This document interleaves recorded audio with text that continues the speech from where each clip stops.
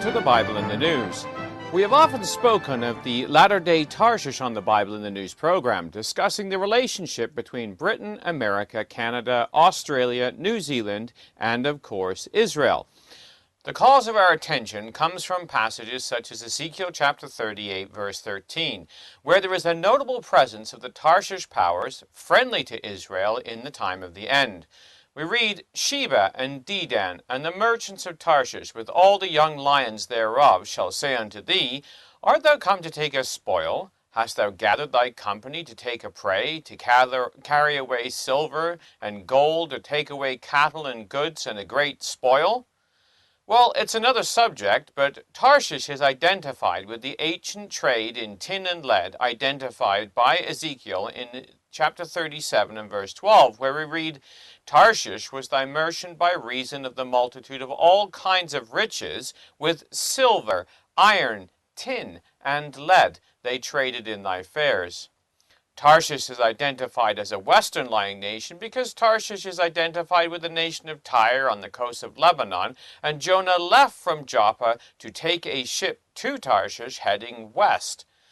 Ancient authorities such as Herodotus and Julius Caesar identify an island beyond the Straits of Gibraltar and off the coast of Europe as being the source of tin. More current authorities, such as Encyclopedia Britannica and Barbara Tuchman's book, The Bible and Sword, identify Britain as this ancient source. For more information, see the Bible Magazine, Volume 26, Number 4, entitled Bronze Age Sea Traders, and Volume 20, Number 2, entitled The Merchants of Tarshish. Well, the people of Tarshish have roots that go way back in history. It is interesting that Herodotus, writing about 100 years after Ezekiel, identified the Phoenicians, who are associated in the Bible with Tarshish, as originating from the eastern direction and migrating into the west via their naval prowess. Herodotus tells us these people originally came from the coast of the Indian Ocean, and as soon as they penetrated into the Mediterranean and settled in that part of the country where they are today, they took to making long trading voyages. Herodotus Histories, Book 1, page 1. Well, Solomon entered into a joint project with Hiram, king of Tyre, a Phoenician, to build ships to go to Tarshish. We read in 1 Kings 9, verses 26 to 28, and King Solomon made a navy of ships in Ezion-Geber, which is beside Elat, on the shores of the Red Sea, in the land of Edom. And Hiram sent in the navy his servants, shipmen that had knowledge of the sea, with the servants of Solomon, and they came to Ophir, and fetched from thence gold 420 talents, and brought it to King Solomon. Well, years later, Jehoshaphat decided to follow Solomon's example. However, he made an alliance with Ahaziah of Israel, and failed in his exploits because of it. And after this we read in 2 Chronicles 20, verses 35 to 37, Jehoshaphat, king of Judah, joined himself with Ahaziah, king of Israel, who did very wickedly. And he joined himself with him to make ships to go to Tarshish.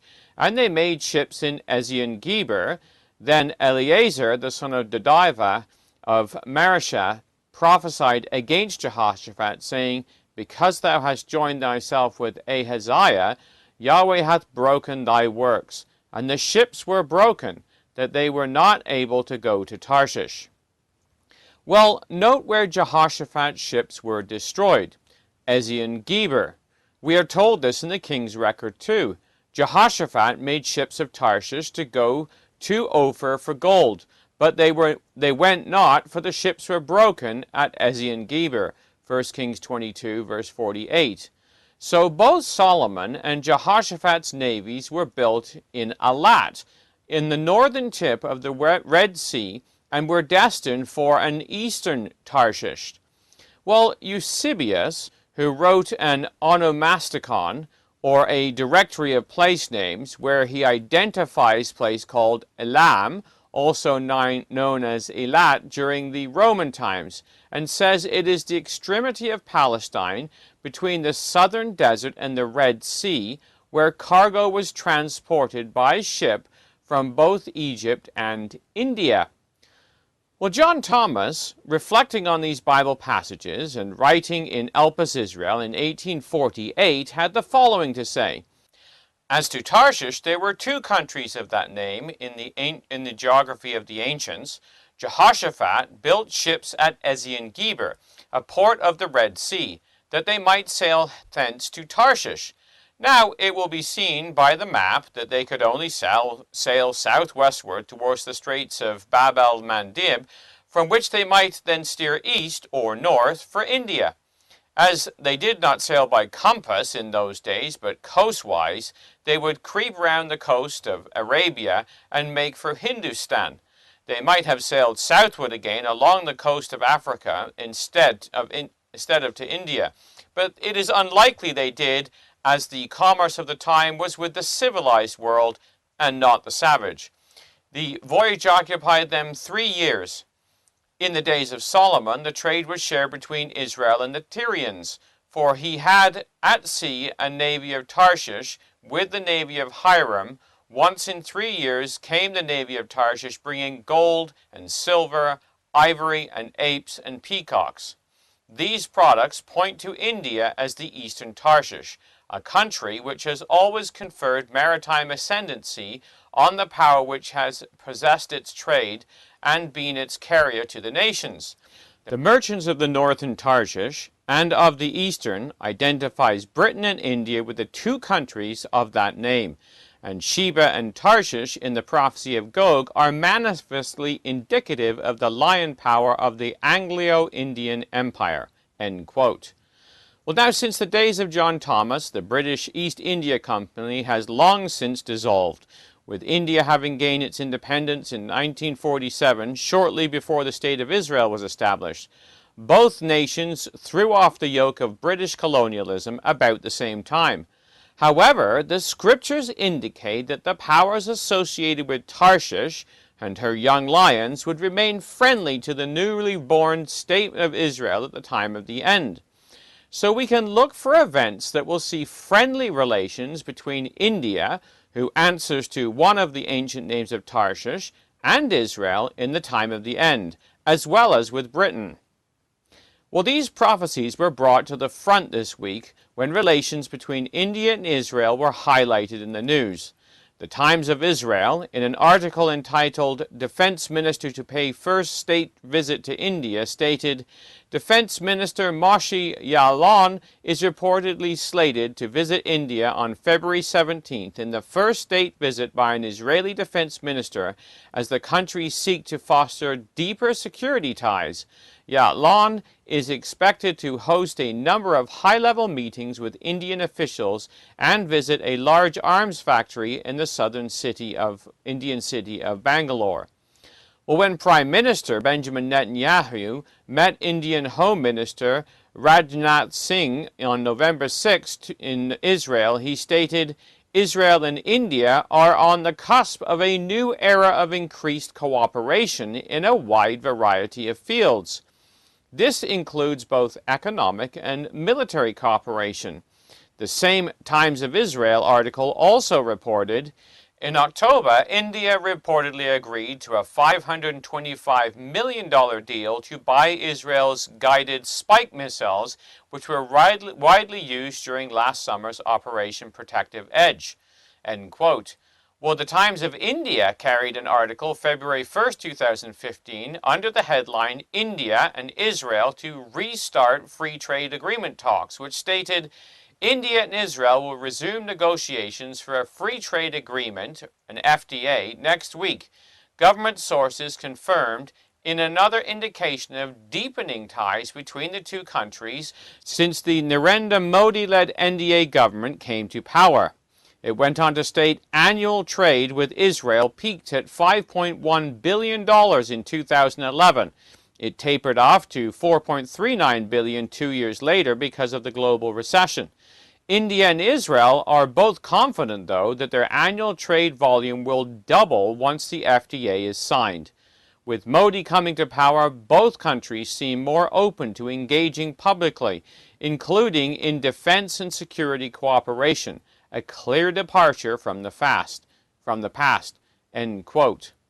Well, David Cohen, the former Deputy Assistant Secretary of the Interior under the government of President George W. Bush, posted an article on the New Caller carrying the headline, "No country has more friends of Israel than India." In his opinion piece, he stated, "India, the country with the second largest Muslim population in the world, a country with more Muslims than Egypt and Iran combined, a country whose government has consistently sided against Israel over the past 6.5 decades, has more supporters of Israel than any other country in the world, more than the United States, more than Israel. Affinity for Israel is strongest among core supporters of the new Prime Minister Modi, whose BJP party won over 171 million votes in this year's election. Many Indians admire the cultural self-assurance of Israeli Jews and their willingness to fight to defend Israel and Judaism. Many Modi supporters see India as a necessary refuge for Hinduism and empathize with the Jews' need to defend in Israel the world's refuge for Judaism." End quote. Well, a Wall Street Journal article by Sadanand Dume, an Indian writer and journalist based in Washington, under the title "Revealed, the India-Israel Axis," stated, "Even as pro-Palestinian protesters take to the streets of London and Paris, Israel's ties with the world's largest democracy are on the upswing. For the first time in a decade, New Delhi appears ready to suggest publicly what many officials already acknowledge privately.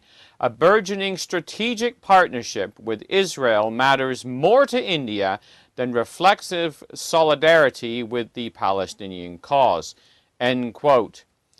In the news today, we see the clear support of Israel by India and an affinity between the two countries that is growing stronger all the time, both militarily and economically. We can expect this to continue right up to the time of the end and past the Gogian invasion into the Kingdom Age, for we read in Psalm 72 of millennial relationships between the Tarshish nations and Israel after Israel's Messiah has come and is established on his throne in Jerusalem. Psalm 72 verses 10 to 11. "The kings of Tarshish and of the isles shall present presents. The kings of Sheba and Seba shall offer gifts. Yea, all kings shall fall down before him, and all nations shall serve him." So Bible prophecy has written the script of world history well in advance, and the actors on the world stage are taking their positions for the last act in the great day of God Almighty, the Battle of Armageddon. So while the world prepares, so should we. For we read in Romans 13 verses 11 to 12, "Knowing the time, that now it is high time to awake out of sleep, for now is our salvation nearer than when we believed. The night is far spent, the day is at hand. Let us therefore cast off the works of darkness, and let us put on the armor of light." This has been Jonathan Bowen joining you.